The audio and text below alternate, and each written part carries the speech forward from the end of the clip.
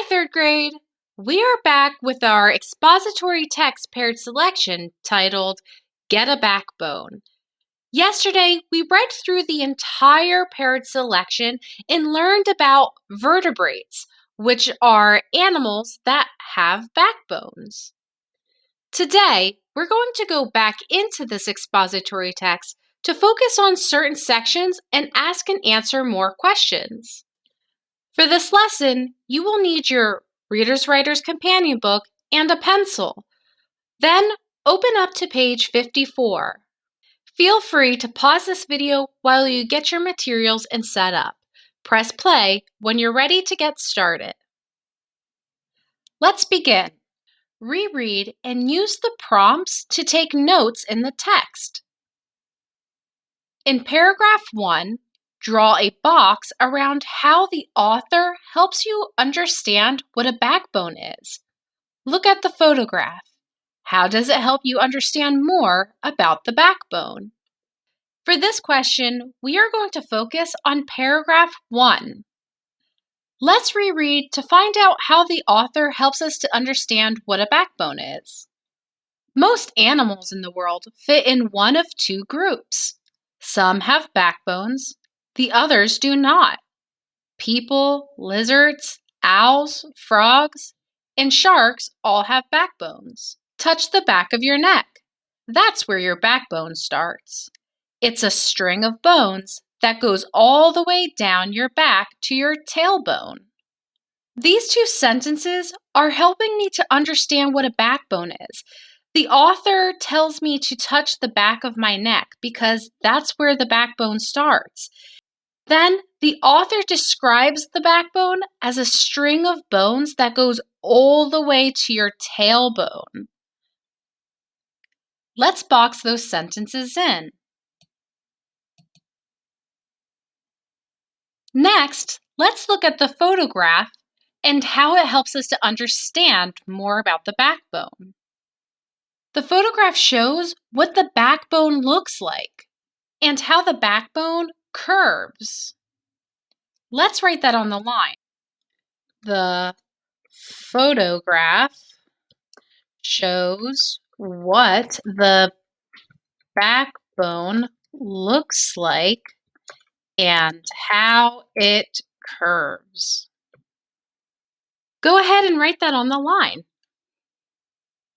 Next, it says, reread paragraph 2. Circle words that help you visualize how animals without backbones move. Let's reread to find our answer. What would you be like without a backbone? You couldn't walk or sit up. You'd have to slither around like a worm or swim like an octopus. Those animals have no backbone.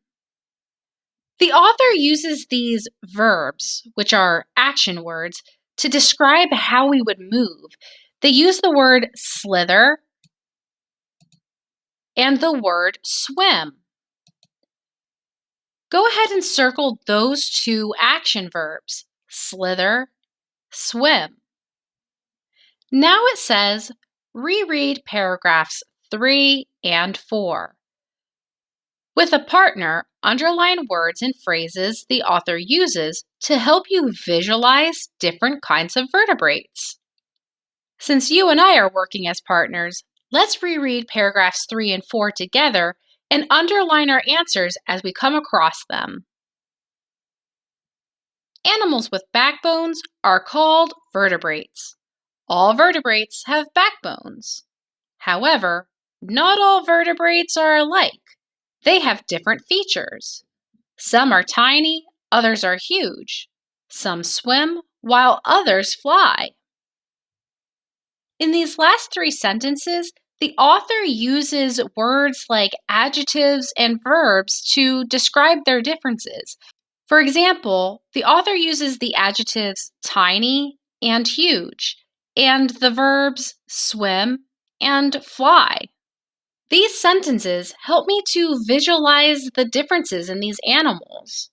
So I'm going to underline all of these sentences here. Go ahead and underline them too. Let's continue reading. Vertebrates can be birds, amphibians, fish, reptiles, or mammals. Animals in each group share a unique quality that makes them special. I'm going to underline this whole first sentence in paragraph 4 because the author is giving me the types of animals that are vertebrate. This helps me to visualize which animals are vertebrates, like birds, amphibians, fish, reptiles, and mammals. Let's continue digging deep into this text by moving on to our next page, page 55. It says, reread paragraphs 5 and 6. Write a number before each sentence that states how birds can be different from each other. Then circle the sentence that states what all birds have in common.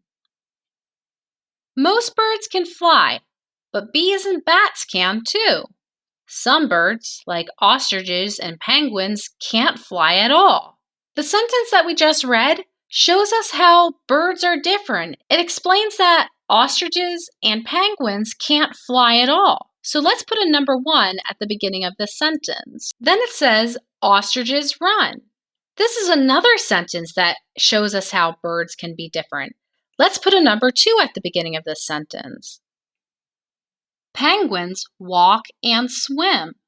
This is a third sentence that shows us how birds are different. Let's put a number 3 in the beginning of this sentence. So what makes birds special? Feathers, of course. I think we have found what all birds have in common. It's that they have feathers. Let's circle this first sentence. Our next question says, reread paragraph 8. Talk with a partner about what the word cold-blooded means. Underline how the author helps you understand what that means. Then, draw a box around 2 places where reptiles live. Write them here.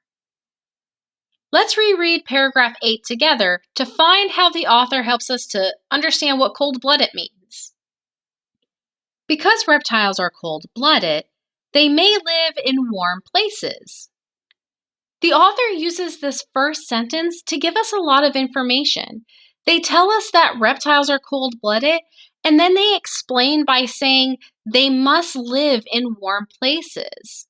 Let's underline the second part of this sentence. The author is using cause and effect.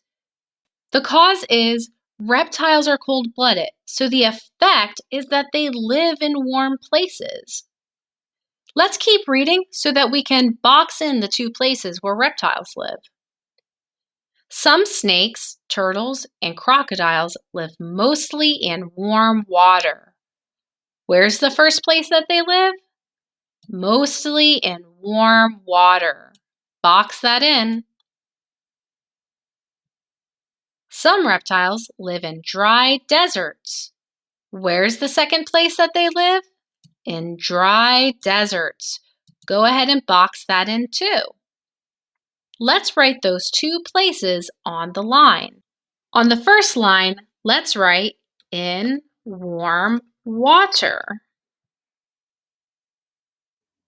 On the second line, let's write in dry deserts.